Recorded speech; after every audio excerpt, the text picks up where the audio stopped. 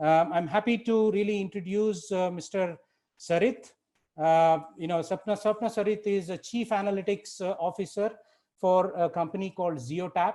And if you're not aware of what Zeotap does, it's actually a German company which is a data-driven products company that provides solutions in the space of customer intelligence and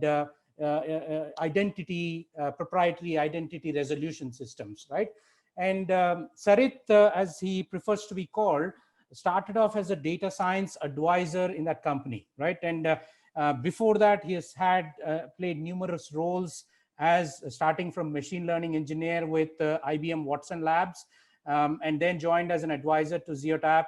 And now he is heading the entire analytics team as a chief analytics officer. Apparently, so I'll come to that, Sarith, in a minute. If you can go on video, that'll be great. We can all put a name to face, and I'm sure we can see you. And I hope you can see us. Great, awesome. Okay. And you're also a co-founder and an investor. So for anyone who is interested in the audience to talk to you about any investment opportunities in the area of data science and machine learning, I'm sure you would entertain that as well. But the most important question that I have for you, Sarith, before you get into your talk, is what is your, I've come to know that you are a huge fan of Odia cuisine. So, I'm a vegetarian, so I only know dalma and chena poda, and I love them, of course. And so what's your favorite Odia cuisine? And then, I'm sure we'll make people hungry with that. So you can start your presentation with that. Yeah. Okay. In terms of me also, I like dalma a lot, being an Odia, as you said, and in the sweets, chena poda, of course, and rasgulla, of course. Yeah. In terms of non-veg, I like the way Odia preparation of prawns that have been done. There you go. I'm sure people are already waiting to go for their dinner, but not before they catch the amazing insights that you're going to give us. So please go ahead and share your screen and take it away. Yes. Thanks, Shai. Sure. Thanks, Guy. I think I'm audible to all of you. Yeah. If anything, just budge in the chat so that I can get back. Just while you get started, a quick announcement for all of the folks here. As I said, please don't ask the questions in Q&A. It's hard to monitor that while there is a lot of chatter going on. The other thing is we'll try to bring in some polls just to get your perspective as audience on some of the interesting questions that we think or we have come up with. So when a poll comes up, please go ahead and it takes about 10 seconds to do that. Thanks, Swapna Sarith. Go ahead. Yeah. Guys, can you see my screen now? Yeah. Okay. Yes. So just to start with it, the topic is why a business leader must master data science. And I would take that into two parts. Why? And that would cover like what would be the trend for the industry and how things have been transforming. And most of the things would start with some of the familiar thing and overall builds up over a period of time. And then how, if you are a kind of already a leader, then how you are currently managing your data science team, and is it becoming productive to manage that? I would come to the challenges part of managing data science analytics team. We might have heard a lot about digital transformation overall, right? Everybody talks about how we do digital transformation, and there is tons of topic around it, that how and why you should do digital transformation. But basically it's centered around the 4 ideas, right? That you should be able to take a faster decision. You can take actionable insights, not just draw insight, you can take action on it. The second part is, the third part is you can faster iterate your product and your overall productivity will go up. But all these digital transformation that talks about is around data, right? Without data, none of these above thing is possible. So to have a data pipeline that captures everything is the crucial to have a digital, crucial to make a digital transformation. Now, let's talk about how the organizations are evolving in terms of data-driven organizations. Of course, almost all organizations nowadays is data-driven, and many of them are over a period of time transforming to this. And because of the time limit, I would like to take care of the only 4 different areas, 2 of them in the primarily like e-commerce and marketing, which are in the digital space, and talk about the data flow, the data science part, and the data-driven decision-making that is occurring there. And the rest 2 parts is more of a brick and mortar store and the products that you get in the various malls and things like that. One in being fashion and one can be very generic product in a sense. But I'm open to any other field that you want to talk about how the data flow happens or data science work needed or analytics needed to any of the sector. I would really open to discussion for that also. Starting with the data-driven e-commerce, where are the points we would actually need data science, analytics, or data-based decisions? Let's categorize that into 3 main components. One is personalization. The second part is logistics. The third is competitive intelligence. Right.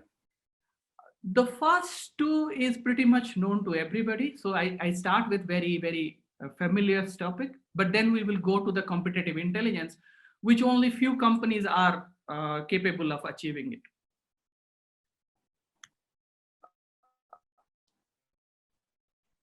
Okay, let's talk about what we do in the personalization space, right? Personalization is 2 things. One is you need to apply search and recommendation. And these are not the only 2 components, but the main component around the personalization, right? And why do we do a good search? As is to get or to ensure the customer gets what they want. So it is a customer satisfaction, right? You don't want to go category by category to find something that you are searching for. So a good search engine is basis of any e-commerce. And if you look at this search engine, this is built around quite a bit of ranking algorithms, which rank the products as you need, and natural language processing, which understand how you search, what you search, and what kind of search you make. Similarly, recommendation system is very much needed because many times we are inspired by what we buy and what we also wanted to buy that has been offered. And this is pretty common when the Amazon introduced it like 20 years back, that people bought this, also buy this, which is also centered around the data layer is called collaborative filtering. It monitors people's behavior, what they buy over a period of time, and recommends the similar kind of things to a similar individual of same browsing pattern or purchase pattern. This also helps e-commerce to increase their cart value and makes user discoverable the items. Yeah, so let's talk about the other part of where the data is being used in e-commerce is logistics, right? And why we need to use it? Because the main reason for any logistic is basically divided into 2 categories. What I feel is one is the cost optimization, right? So your routing of goods and services needs to be optimized. Your delivery need to be optimized.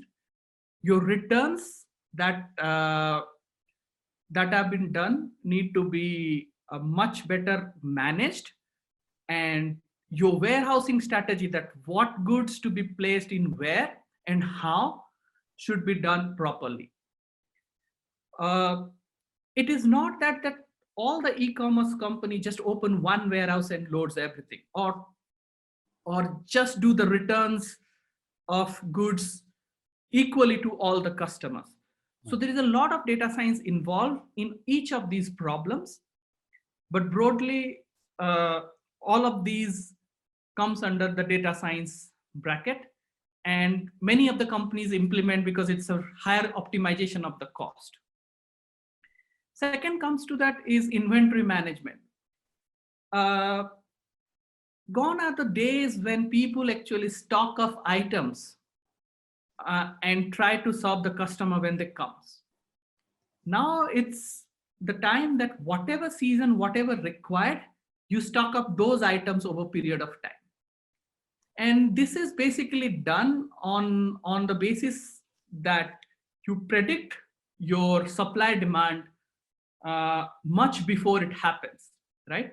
So you need to kind of understand customer data over a period of time, what they want and what quantity they want and what time of the year they would require this. And if you could do these properly, then definitely over a period of time, you can increase your market share because you would have an edge over the other e-commerce that exist. Sorry. Now comes very interesting part. Is called comparative intelligence. Basically, what we want to do is we want not only to monitor the internal metrics that we have, we also want to monitor our competitors. We want to see what kind of catalogs the competitors are selling and what kind of volume at which, or estimate their volumes at which selling. What that gives us is basically an opportunity that what business areas we could expand our business into. Similarly, there is a lot of data science being used for pricing intelligence. The pricing intelligence is not just to see that you would sell goods cheaper than your competitor, but also to see where there is an opportunity for arbitrage exist. If your competitor is selling for higher price, you could actually increase your margin and earn more profit out of the system.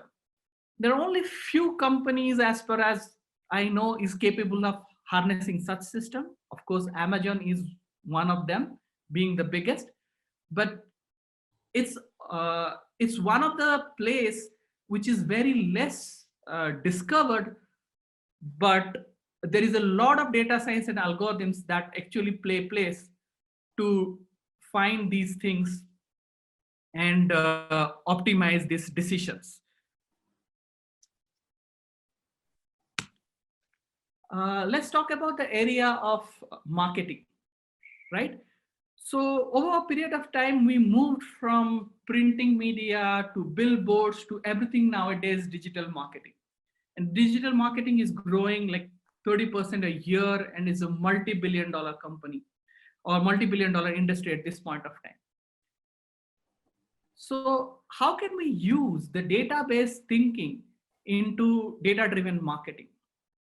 So that's basically I want to talk about into the three main verticals of it, though there are much more areas at which you could actually take data-driven decisions.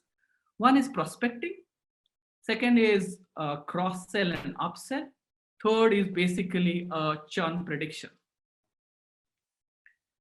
Let's talk about prospecting. Let's say you want to market a product or a service. Do you really want to go and reach out to everybody that is in your network? It might not be helpful. Or will you reach out to everybody in the Bangalore? That might be really, really expensive. So the best way to reach your precise audience is by precise targeting. And there is a lot of data science and algorithms that are being used to monitor user behavior over a period of time to find the right customers and to target them with proper ads. And this is one of the area which is built actually a lot of machine learning and data science algorithms over a period of time because of the large money involved and the companies like Google or Yahoo or Facebook has invested over years of research into it. Similarly, if let's say to find a set of products or you know that a set of products is working for a set of customers. So you basically have a seed audience whom you know that your products are being extremely successful. All your analytics is telling ki, okay, these are the people who has these properties, who has these behaviors, and for them my product is actually working. How would you expand beyond the seed set or the set of people who was already working for you? So that's basically called lookalike audiences, which basically means that you look at the attributes of the people for whom your product is actually working and expand that horizon to reach more audiences of similar kind. And these audiences basically would be a right target or for you the expansion growth. Now coming to the point of upselling and cross-selling. Over a period of time, the cross-selling and upselling model has gone up to a mass messaging, to everybody cold chat, to actually finding behavior who are suitable for your product. But this is different from your lookalike because there is already a set of interaction that exists between you and the customer in the beginning. For example, you have a website where a lot of people comes and visits, but you don't know who's actually going to be interested in. Or you have a educational tool where a lot of people come and play with the free tools of it, but whom you don't know going to pay for that service. Or let's take an example of Spotify. A lot of people sign into only a few percentage of people, or very lesser person who is ready to pay a premium price for the service. That's where the lead generation model or propensity model comes into picture, which basically over a period of time, based on the interaction, scores each of the customers, and over a period of time finds out the leads whom you want to roll out offers or some kind of locks or loyalty programs to get them from free to paid customer and so on, or basically to reach out to them to sell your product.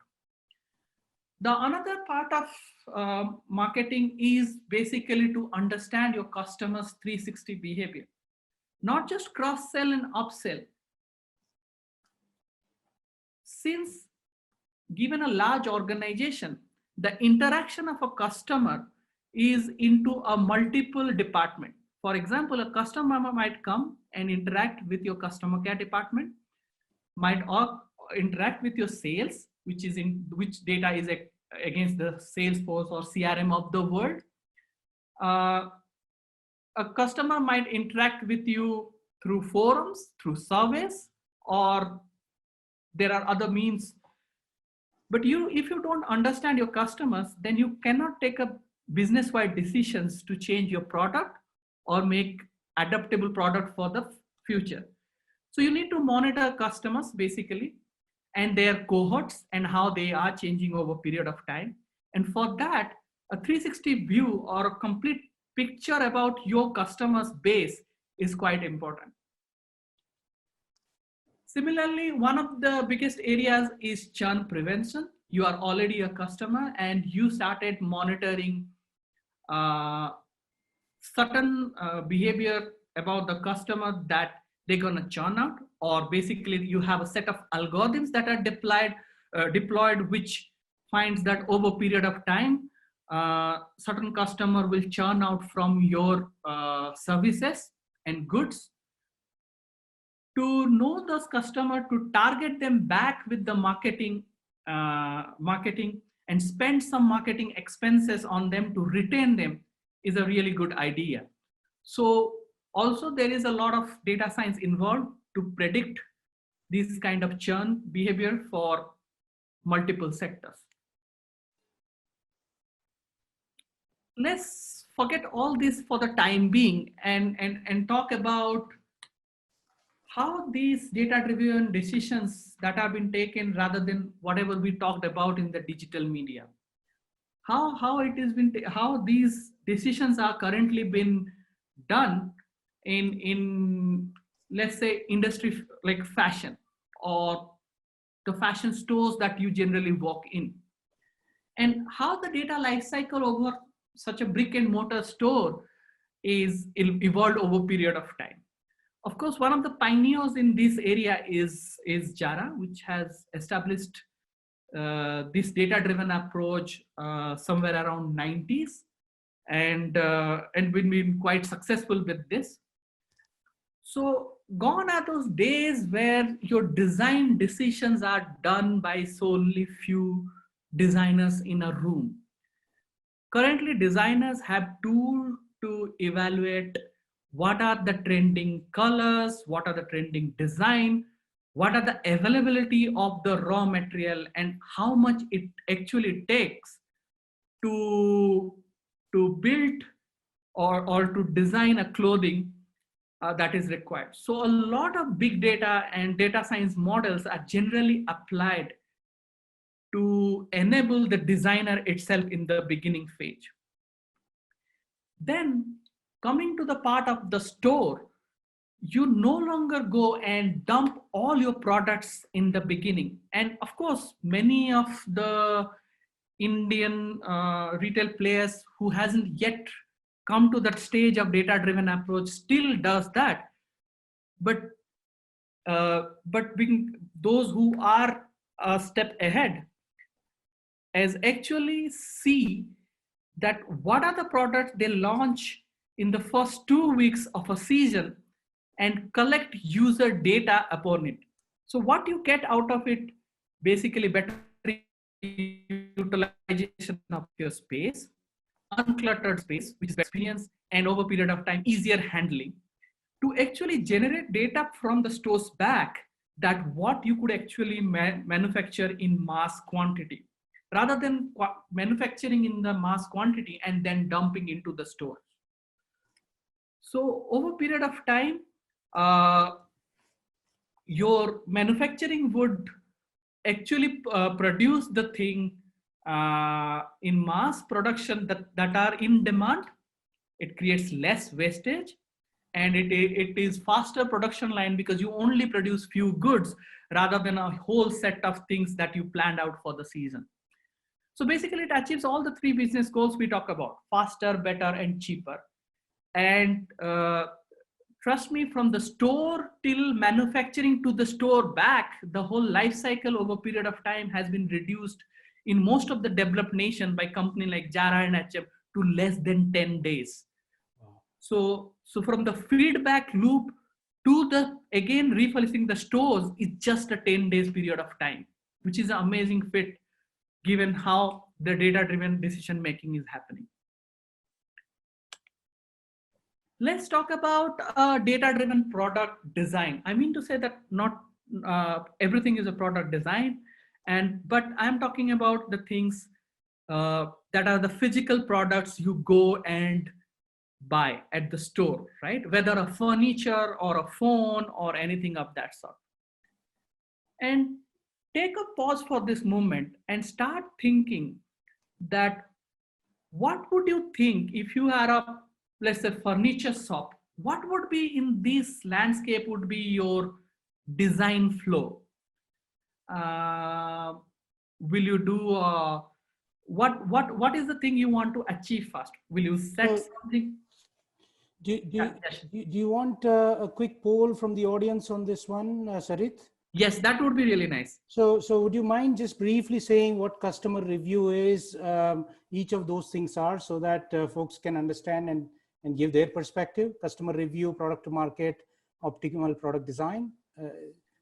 Yes. Okay. So product to market means building your fast MPV, or you're building your product and sending it to the market and getting the optimal response out of it. Mm-hmm.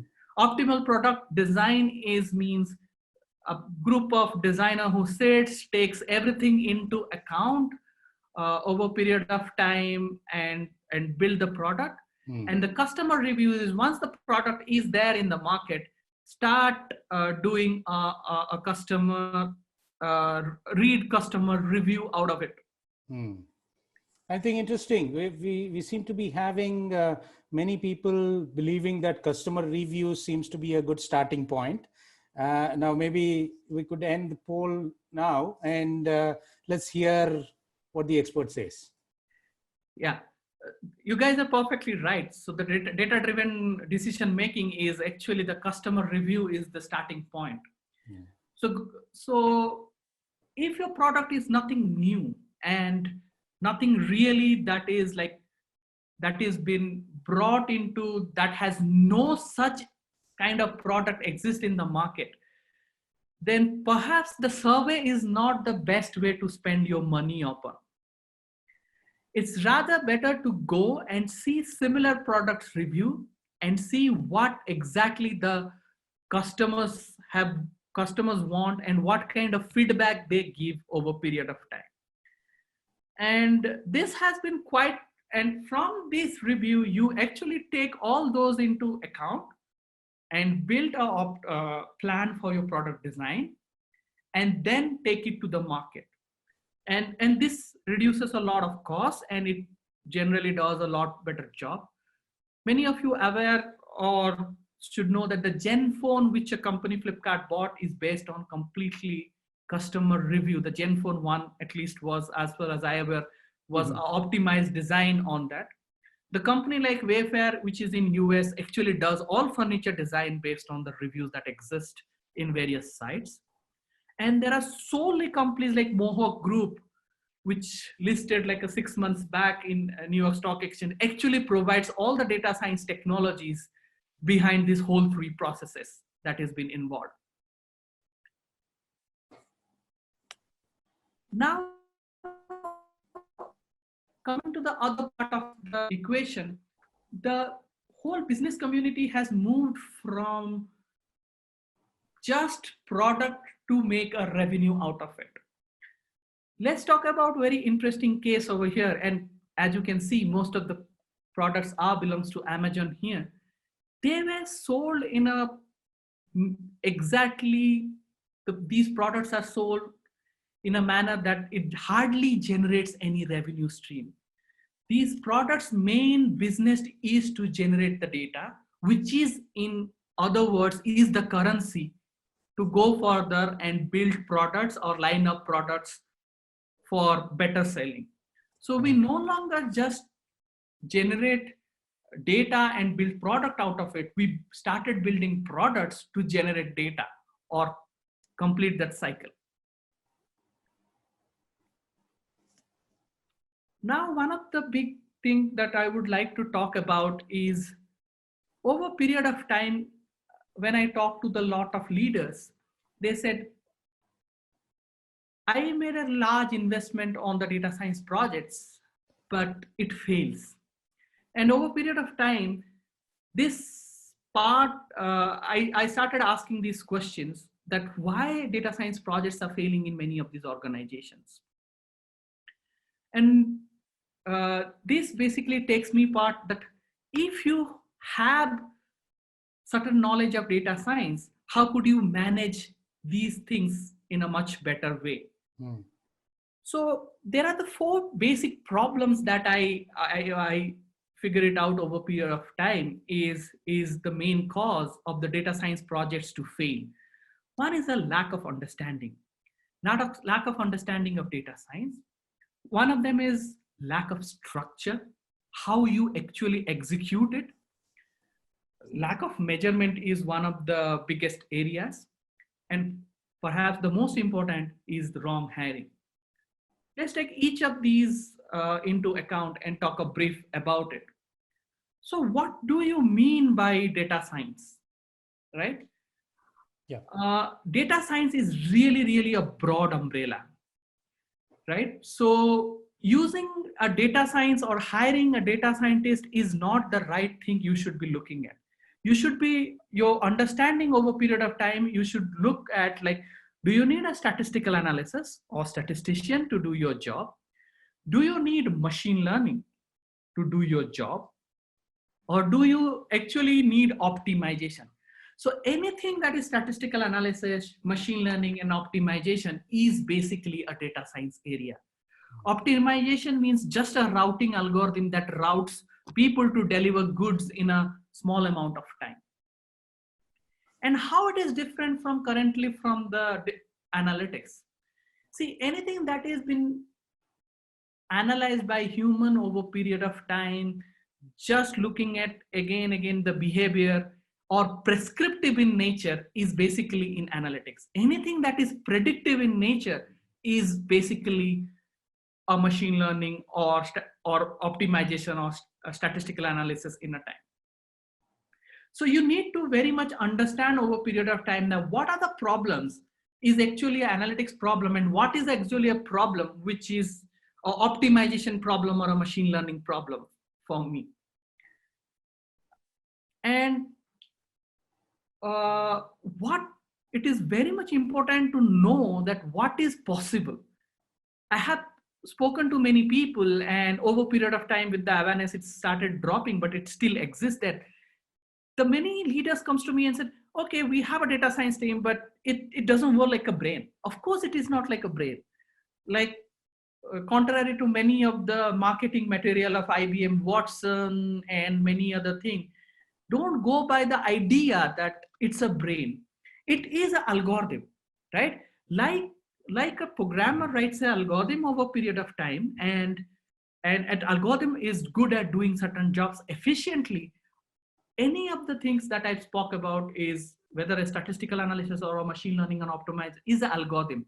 The only beauty about these algorithms or the set of algorithms is basically that it automatically improves over a period of time. That's all you are trying to do. That given a data, your algorithmic performance is improving or your decision making is improving. And it is very much important to ask the questions that what job the data science team should do. When you plan out a project, what component is required or need to be done by the data science team, which is perhaps one of the most important question you need to ask, or you need to have understanding about data science analytics and its possibility to allocate or assign jobs to data science teams. One of the biggest failure I see in many of the organizations that I speak is lack of a structure. And this is basically what I have built up, and perhaps some of the other data scientists also agree with me. It is not entirely my work. I also collaborated with the Slack data scientists to basically to do this slide some time back. I call it this circle of eternal unhappiness. The data science team always asks, where is the data? The management is say, okay, you go to any bigger organization and talks about the management team over there. They said, we have lots of data. But is this data is actually useful for data science? Is it labeled? Is it mineable? Is it available in a right format? Nobody has those answers to it because nobody actually know what kind of data to be captured till long period of time. And many of the organizations I go in the beginning, first few months of my time is just goes in organizing and capturing the data points that is generated by certain organization. The product, as I said, has a multiple problem in asking that what should I give it to data science? This looks like an analytics problem. This looks like an engineering problem. So what is the data science guys want to do it? They are able to figure out certain analytics problem or engineering problem because they have understanding about it, about those fields. They are not able to figure it out what is the data science problem because the lack of experience in data science. And similarly, the biggest problem that engineering that over a period of time comes and focuses is how would I productionize something that has come out of the data science? And these are the few things with over a period of time with proper structure and organization, you could actually solve it out.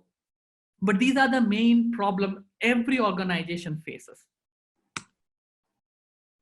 Let's talk about one of the biggest things that how would you, if you also built it, how would you do or measure that the data science that you implemented or the analytics that you implemented is actually working for you. One is in terms of algorithmic measurement, which is basically a data scientist or your analytics or your statistician is aware with it. They would come with precision, recall, RMSEs, and don't get fooled by knowing only one or two of these measurement and trying to apply it to everything. If you go to each individual algorithmic level, each algorithm has a different kind of matrix to benchmark it, to know whether it is working or not. So be open as a leader, as a product manager, to understand from a data science why he is measuring certain algorithmic goals and what it actually gives you. But don't be fooled by always the algorithmic measurement also. You should ask in terms of your business goal that, is that make my business faster in any needs? So what kind of metrics I would monitor if this algorithm or this investment goes into building certain parts of the component or certain parts of the product? Is it making it better in terms of user experience, better in terms of overall look? The UIs are built over a period of time now with machine learning algorithms. So it looks better, people's user engagement goes, and is it makes cheaper? Like I rolled out a data science algorithm for Uber, but does it actually make it cheaper, or does it actually make more utilization of the driver's time and thus in creating a better revenue or a cheaper expenses in terms of time and money? So all these need to be measured in terms of algorithm measurement and business measurement. It's very much important to have these business measurement in place, which is in many cases, in many organizations I see is missing. And let's talk about the most important part of that is hiring. We kind of over a period of time talks about that these are the data scientists, and this is extremely all wrong word. Let's imagine a situation that you are opening a tech organization. Do you said all I want is engineers? Is that the only knowledge is sufficient for you? Of course not. So you know over a period of time that you need UI engineers, you need backend engineers, you need data engineers if you are handling with the big data. So over a period of time, try to understand what each data scientist are, or what are the kind of data scientists exist. Maybe your business is good enough to have only one or two statisticians. Maybe all your business need is required 2 machine learning engineers or 2 machine learning scientists.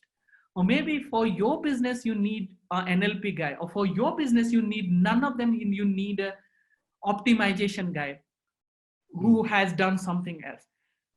But over a period of time, I realized that over a period of time, I'm almost time. So I would like to wrap it up. So over a period of time that I realized that most of the guys think that they are just the same. And anybody who knows deep learning is what you want, which is the silver bullet.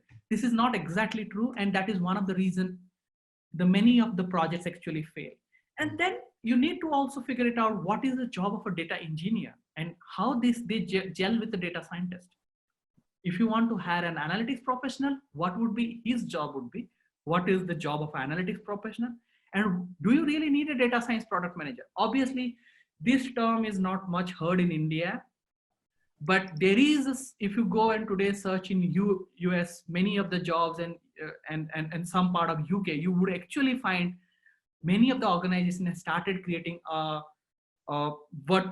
set of people or a skill called data science product managers, who are data scientists moved to product managers. Do you also need a visualization engineer whose job is a very different? So you need to ask all these questions for your proper hiring and to build up an optimal team.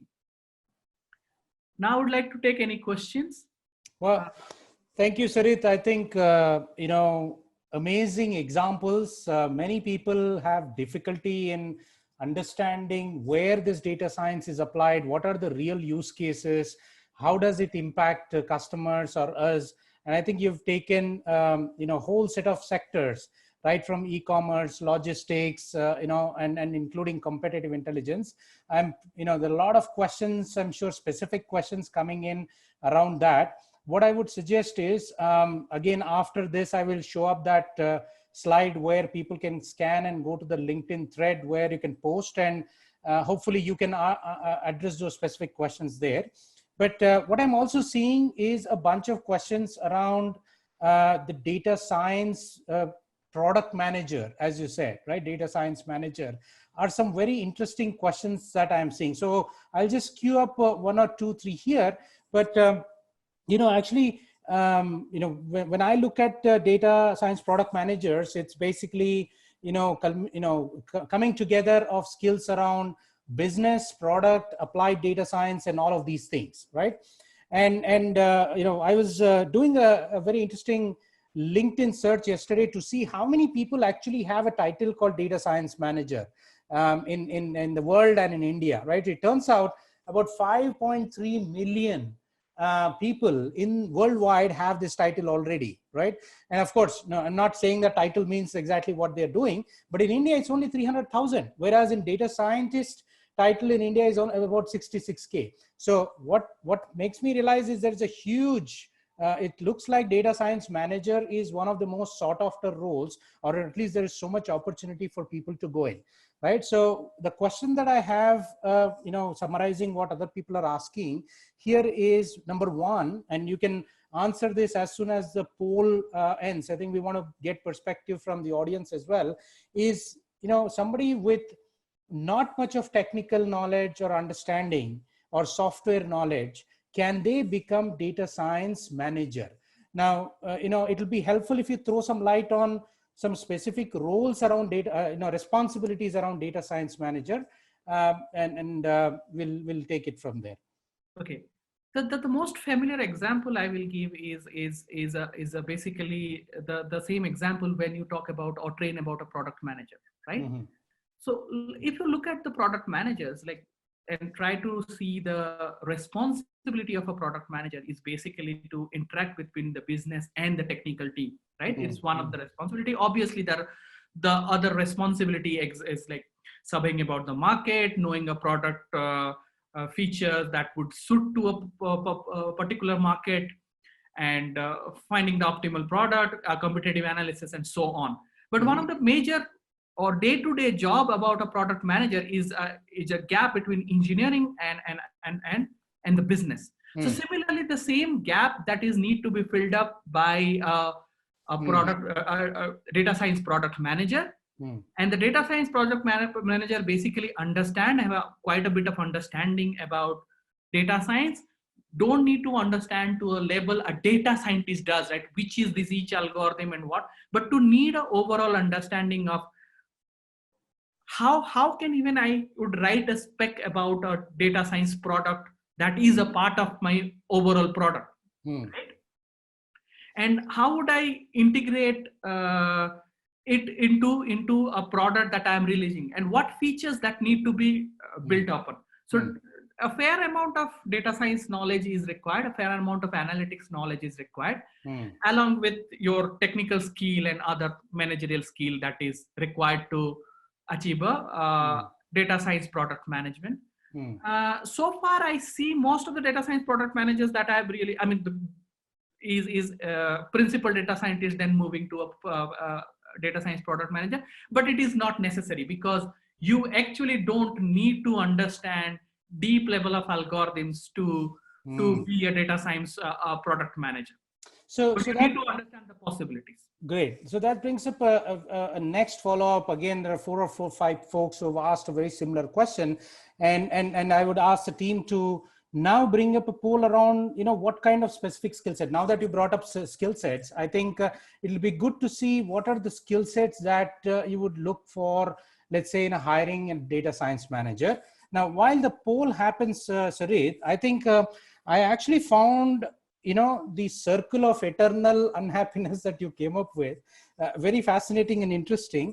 And, maybe you can correct me if my understanding of this is correct, the person who plays this data science manager role is somebody who orchestrates between every stakeholder that you showed, right? Right from the management, right from the data scientists, right from engineering and the product. So is it fair to say that the primary responsibility of this data science manager is become an orchestrator with these different stakeholders in the context of a data science project? Exactly, Sai. So that's exactly the point of view. Is the guy who actually manages that. A data science product manager is basically, or manager, what we call, is basically going to orchestrate between these four stakeholders to make understand the management team that what are the data science projects you can invest in, how you can invest in, and what you're going to achieve out of it, because it's at the end of the day, it's an investment. Yeah. Okay. Yeah. And at the same time, he has need to have a very good product understanding, because at the end of the day, that's the most important component of that. Okay. At the same time, you need quite a fair bit of engineering understanding to play this engineering and data science understanding to play it, right? Or actually come to a point that you could actually write specs about it to being a part of the product, right? And I can see the whole, of course, data analysis is not that important, but data business understanding is very much important. You expect your analyst or you expect your data science guys to do analysis for you. It's probably not the most important thing out of it, but you need to understand your business very much, or your goals about your business very much. Okay. You understanding big data and engineering is not that important, in a sense that, because if you have a data science that does big data science, then you obviously have a big data science, big data engineers available, right? And you don't need to go to nitty-gritty part of it. Yeah, yeah, no, absolutely. I think you that's need to understand that in big. No, that I think that provides a lot of clarity. So one last question before we close this. The question is from Pratul, and I think he also wins the best question award for today. I think, maybe you want to take that question. Is why is data scientist pay, variable pay, not linked to the top line or bottom line of the business? Now, I didn't know that data scientists actually had variable pay, but it looks like now Pratul seems to wonder why are these people's pay not linked to top line or bottom line? So, well, that's a wonderful. Yeah, I think that definitely wins the best question award. So go ahead. That's to answer your, Atul, is in many sciences, it's a gap between the leadership or the management to understand the contribution of the data science to actual thing. It's very hard to measure in that sense. Yeah. So in many organizations, people look at it as in terms of engineer, like similar to engineering resources or technical resources, and doesn't actually attribute to the contribution. But the statement is not completely true. If you go to today Microsoft, and many of my friends who works there, your pay is actually attached to your variable pay is actually attached to the top line and bottom line. Nice. One of the sectors in marketing and one of the sectors in ad tech, it has been long established, because ad tech is one of the reason for me, like 10 years back, to move to the ad tech sector as a data scientist was the precisely the same reason, that the data science impact on a real-time ad exchange or real time is so much visible that with your contribution and without your contribution, the ROI is pretty much tied to it, and that actually earns you a good perks on and above your salary. That's very fascinating. I think so. Companies are already trying to tie in the ROIs of businesses to the variable pay, which is yes, only some of the companies at this point of time, I would say, but it is not a known phenomenon. Which also, I would say, reflects on the company's emphasis and value that they are placing on that role, the importance of that role, right? So, if you will, I'm sure many other companies will start picking this up too, just like, but more progressive companies are a little ahead. Awesome. I think, I'm sure this is such a topic that we can go on for another hour easily. But thank you so much, Sarit, for joining us.